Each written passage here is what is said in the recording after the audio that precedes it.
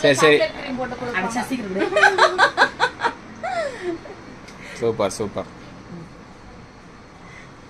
Nice. அடுத்து யாரு? அடுத்து வா. இதுவும் நல்லா தான் இருக்கு, டேஸ்டா இருக்கு.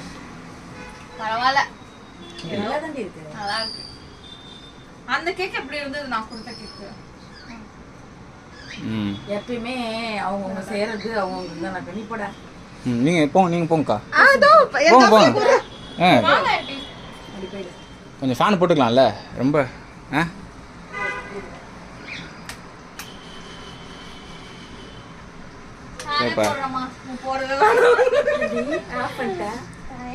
நான் ஒரே மாதிரி வீடியோ எடுத்துறேன், நீங்க பாட்டு போட்டு அப்படியே மிக்ஸ் பண்றீங்க சரிங்களா?